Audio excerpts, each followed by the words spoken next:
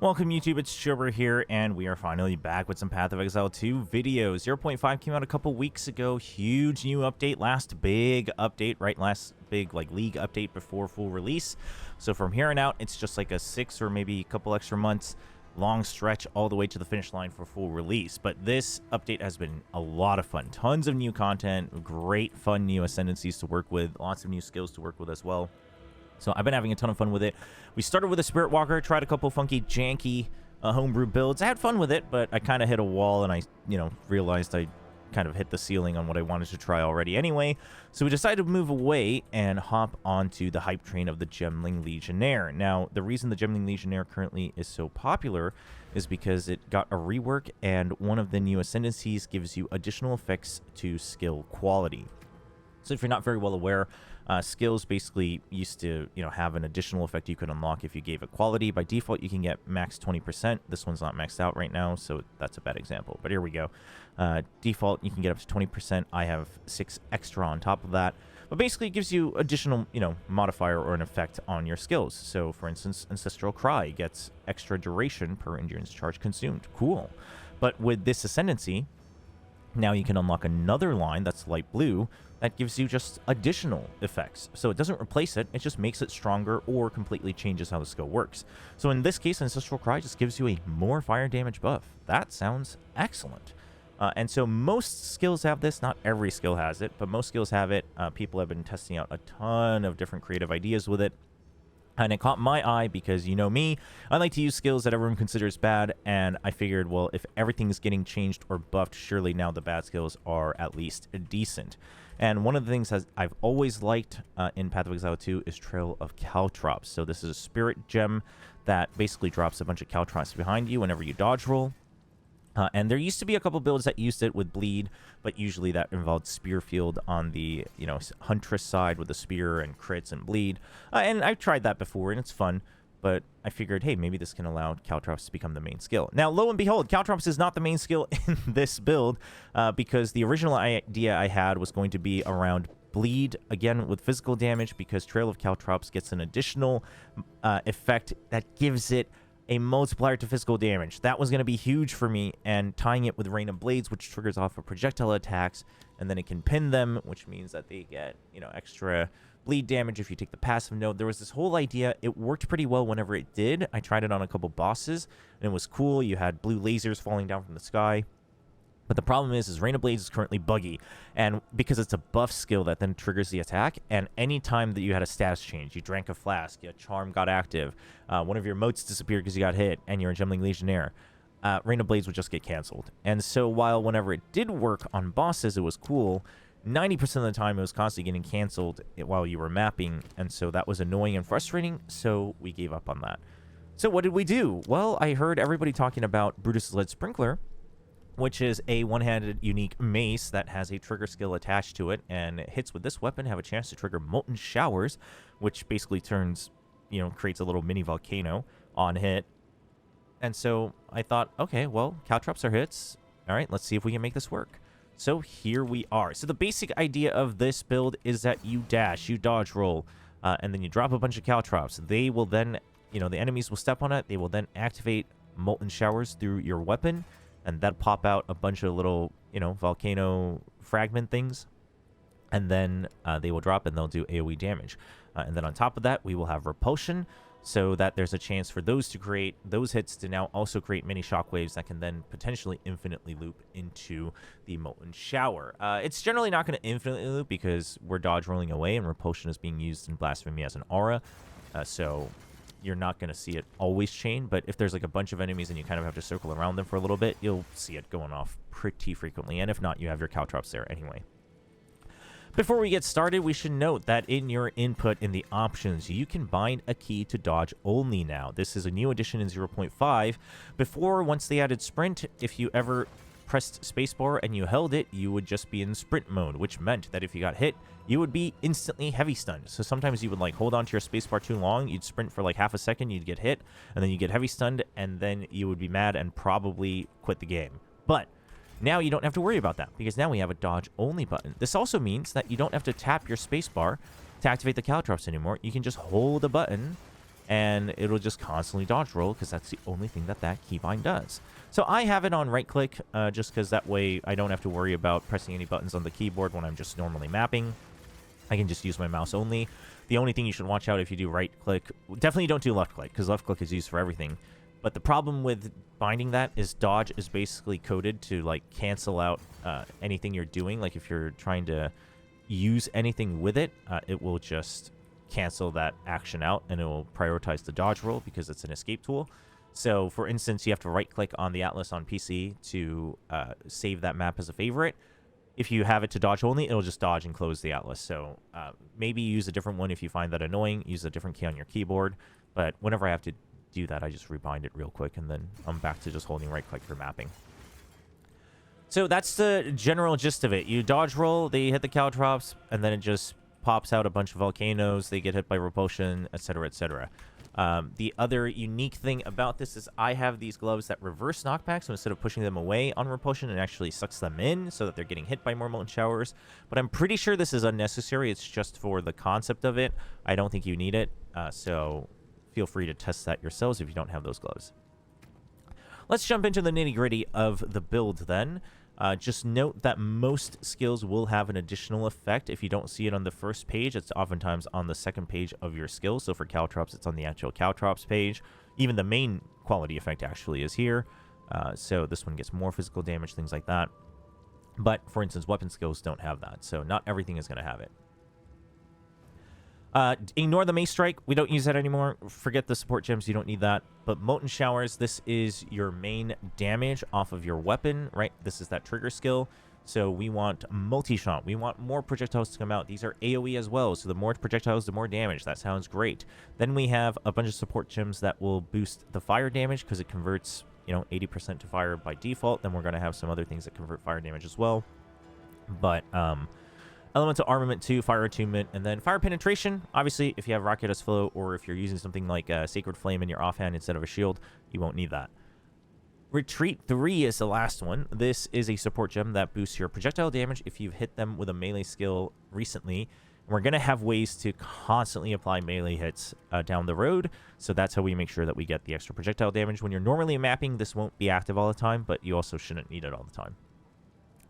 Now, Trail of Caltrops, it is no longer the main damage skill that I want, but it is the bread and butter. This is what allows the whole thing to work. So, this is a spirit gem. Like I've explained, you dodge and you drop a bunch of Caltrops. So you want multi-shot because that applies to each and every Caltrop. So instead of 3, now we're getting 2 per each Caltrop. So or 2 extra, so it's 9 total. Again, that just means that there's more chances for things to get triggered. And also, if they're like big bosses or if they're following you, they'll get hit by more damage. Once again, retreat, same idea. We will have ways to activate this when we're fighting bosses.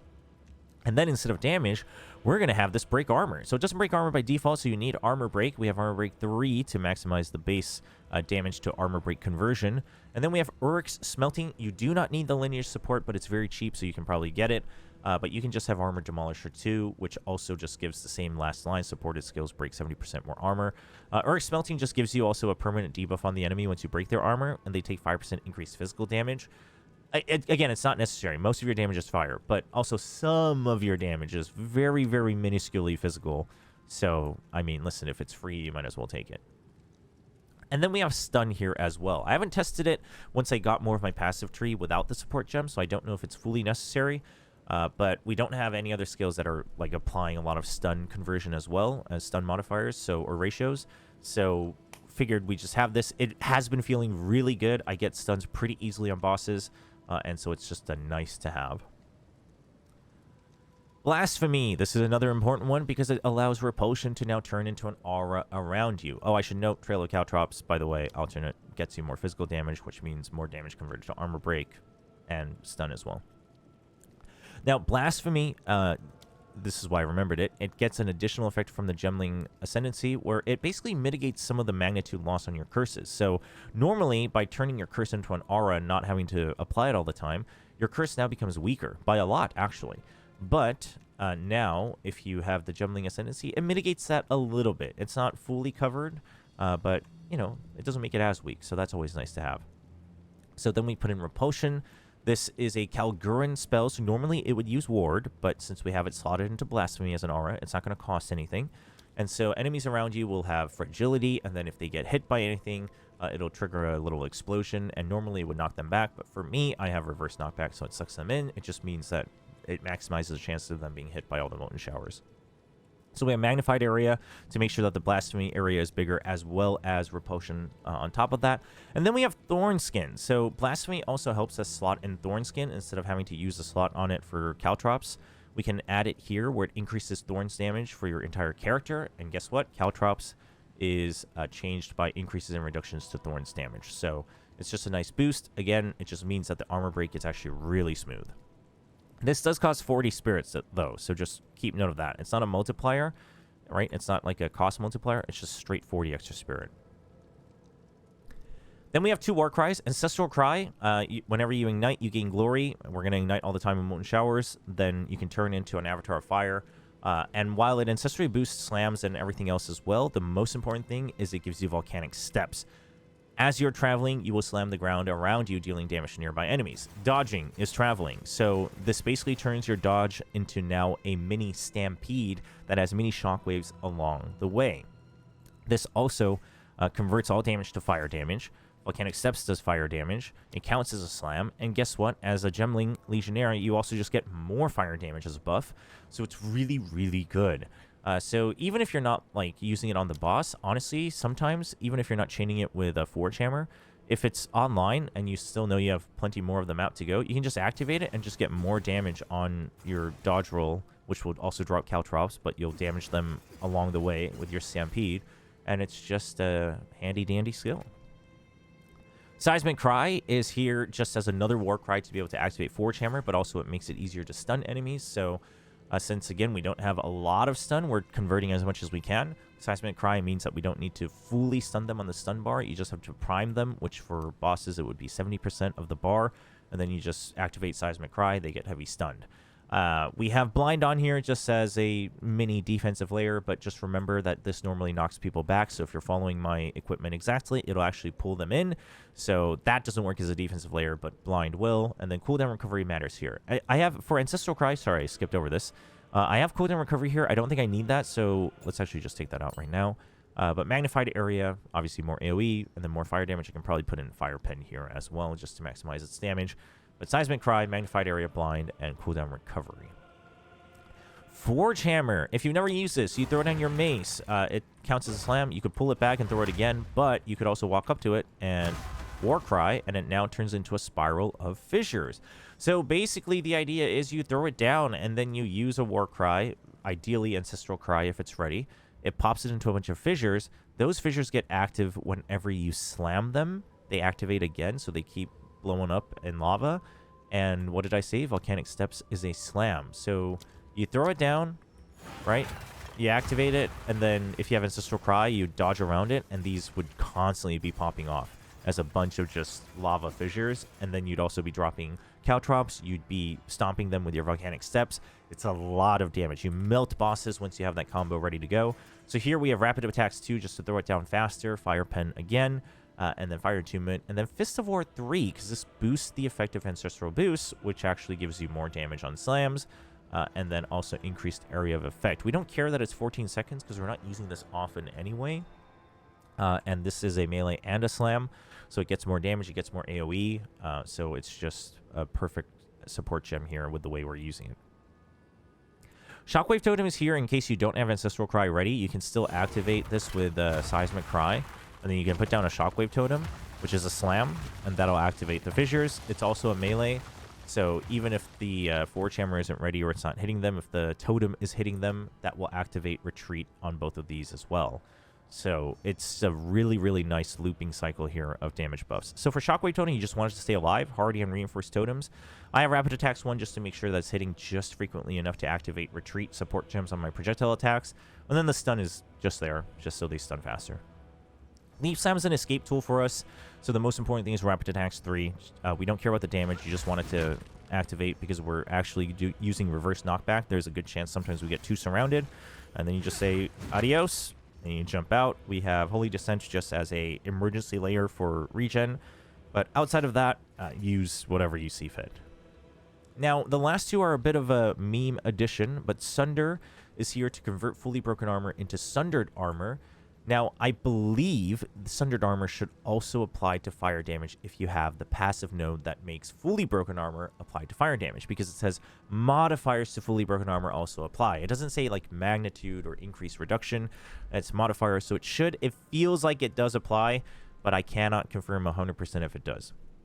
But basically, you fully break the enemy, and then you slam them with this. It sunders the armor.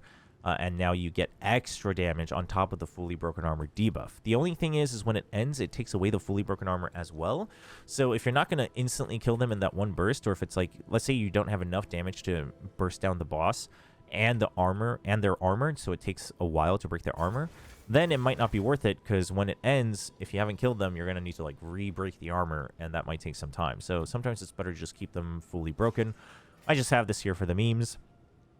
This gets extra attack speed on the Gemling quality as well. So again, this one is just another trigger, so you just want as much speed as possible. So I have hit and run, rapid attacks, concentrated area just to mitigate some of the damage loss we have, and then stun 3 because again, we don't care about the damage. This is just utility. I think I forgot. Forge Hammer, by the way, also gains damage as extra fire damage as Gemling. Huge. Hammer of the Gods. This is really for the memes, because guess what? As a Gemling Legionnaire, you have a chance to not consume glory. So whenever you heavy stun enemies, you gain glory. So this is where the Seismic Crying can help a little bit as well. The most I've had this roll is 5 times in a row. So I've used Hammer of the Gods 5 times in a row, where I just didn't need to gain glory again. I could just call the giant slam down again and again. Now, I tried to actually build around this where I have a two-handed mace in my second weapon set, but the attack speed was too slow that it was almost better to just have Forge Hammer. Once you have Forge Hammer, just dodging around with that and the Caltrops and the Molten Showers was doing so much damage that this wasn't worth it. But I think on a one-handed mace, it's actually not bad, because you can use it and still cancel the ending of the animation with a dodge roll.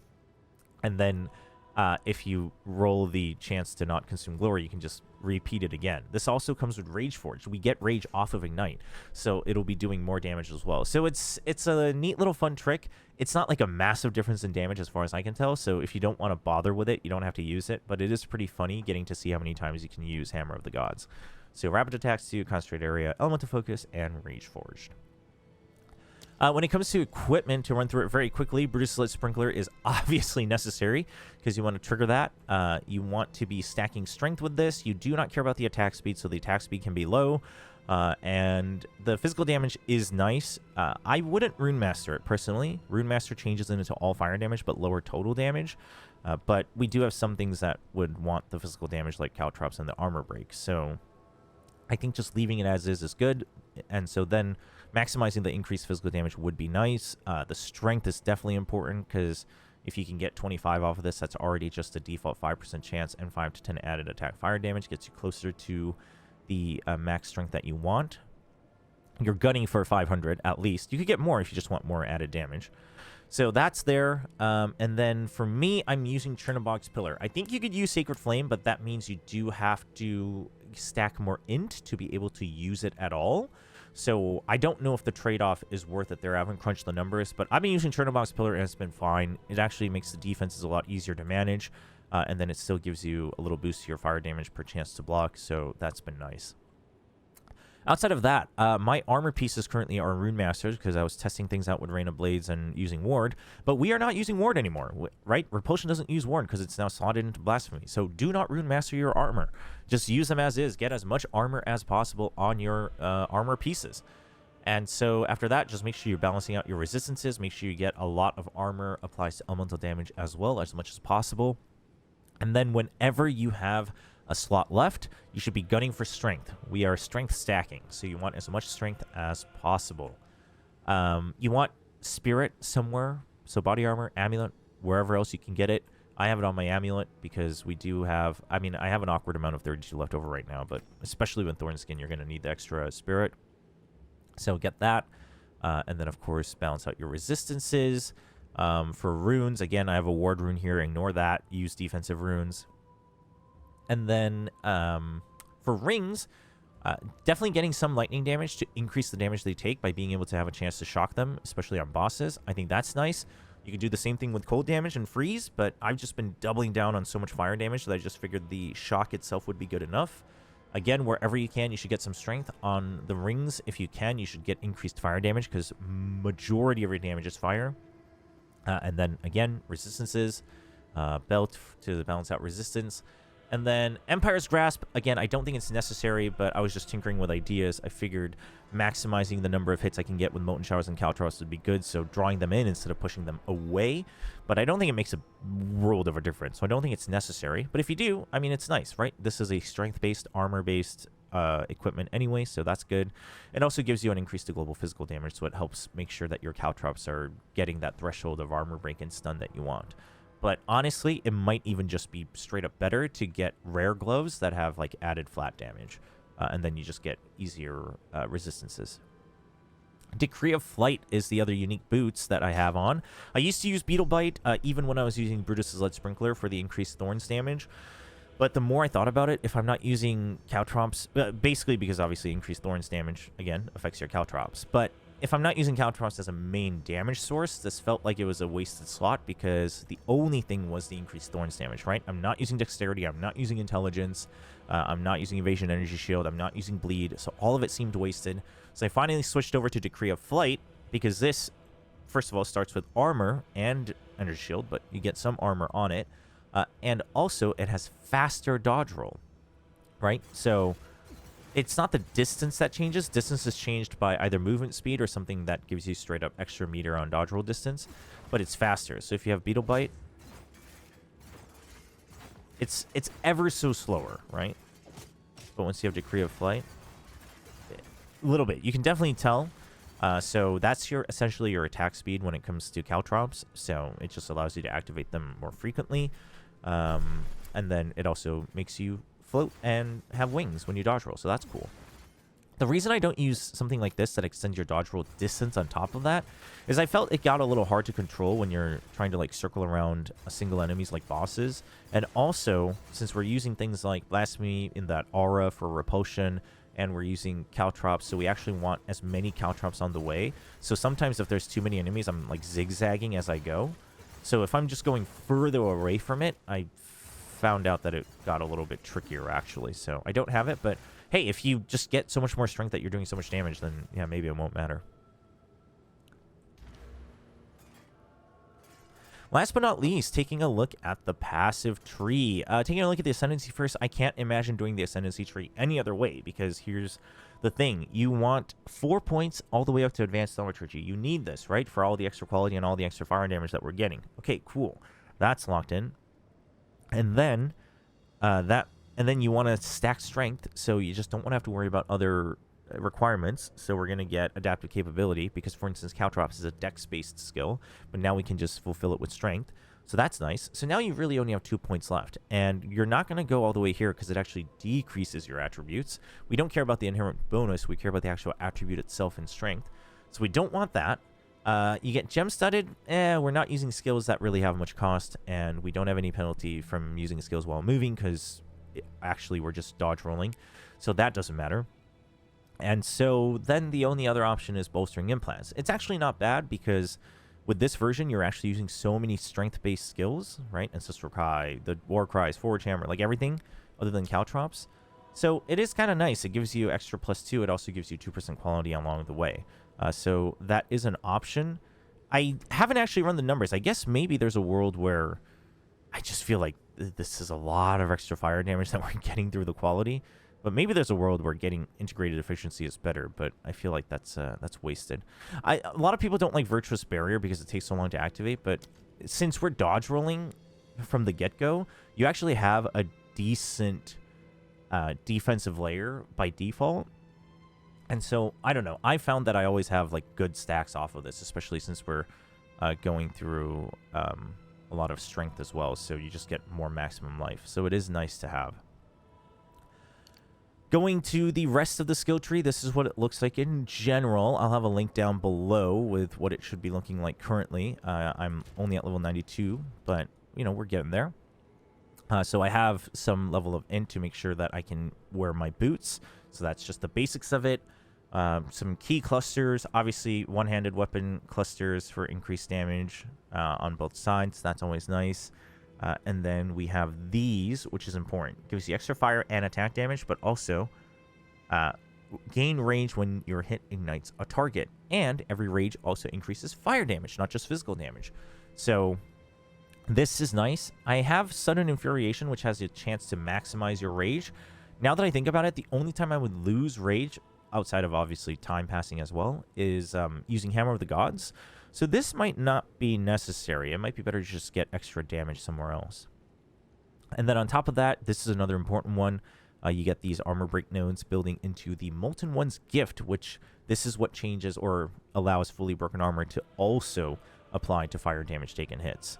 So this ties it all together. Outside of that, you want obviously lots of strength, 25 strength, these big 12 strength ones, more damage per strength. And then you get whatever armor nodes you can, some defensive nodes for strength and health. This one's important, just straight up boost to attack damage, reduced attack speed. Guess what? We don't care because we're dodge rolling. We're not attacking most of the time. So that's nice. I will be aiming to, this is why I have these armor break ones. I'll be aiming to get the 30% increased effect of fully broken armor. Again, that'll boost their firing damage further. And then I have these stun nodes here to make sure that I'm getting the stuns pretty frequently. This has helped a lot. And it also gives 5% increased strength. But maybe once you're maximizing your passive talent points, maybe these won't be necessary. But that's just something to consider. Going down along here, we have AoE nodes here. Caltrops are not affected by attack area damage as far as we can tell. But guess what? Molten Shower is. So that's nice. And then bigger area effect as well is nice. Boost to all your attributes so that we have more strength is always going to be good. And then that way you can just get extra maximum life. You're also going to have 10 support gems if you have it the way I have it set up. So you'll have the better move speed as well. Let's see here. I have the extra damage against rares and uniques. That is just, it's just an easy way to get guaranteed extra damage on bosses. And then we have this for accuracy rating because I'm pretty sure it affects things like Molten Shower and Caltrops because they're projectiles. Because when I didn't have as much accuracy, it felt like if I dashed away, they just like weren't getting hit by my Caltrops. Not sure if placebo. If it turns out it's placebo, we can just get rid of this, right? Because the attack speed doesn't matter either. And the plus 10 strength, I mean, is nice, but we can get it somewhere else. So that's just something to note here. You definitely don't need the attack speed nodes, though. It would just be the accuracy into the strength and the damage. And then we have block chance. Since we're using a shield, increases block chance, which increases your damage gained on the shield, but also you just gain basic attack damage off of the armor. And then eventually I'll be looking to get this shield cluster as well for extra damage and chance or damage off a chance to block. That's the basic gist of it. For jewels, I do have a Trail of Caltrops Prism of Belief. Not sure if necessary, but again, it doesn't hurt. If it's not necessary, we could maybe even reallocate this point somewhere else. You could put in a different jewel if you have a good one. But otherwise, let's see. I have fire damage, block chance, knockback distance, all very important. This one, passive skills, grand fire damage, very good. Global physical damage, very good. Life regen, always nice. And then this one is flammability, good. Block chance, good. And fully broken armor, good. So that's the basic idea of it. And I think that about covers it. So let me know if you give it a try. Let me know down in the comments below what you think. But listen, it's not necessarily going to be the most optimized or the most efficient, but it is fun. It's simple. And there's a lot of fire explosions if you use all of the skills. But hey, if you're lazy, you don't have to. You'll just be a little bit slower. So hope you guys enjoyed this little idea that I've gotten to share with Path of Exile 2 0.5. Again, let me know if you try it, but if not, hey, if you're having fun with a different build, let me know down in the comments below because we have a ton of fun builds to experiment with. Moving forward with Path of Exile 2, since we have a long time before 1.0, just as a heads up, what I'm planning to do is I actually want to just go around and try every single ascendancy, probably the more common builds, so I get my feet wet with every single ascendancy before 1.0. And that's a little long-term project I have planned for myself. But, you know, there's other things like Path of Exile 1, you know, stuff coming up. There are tons of new releases coming up as well that we'll have to try.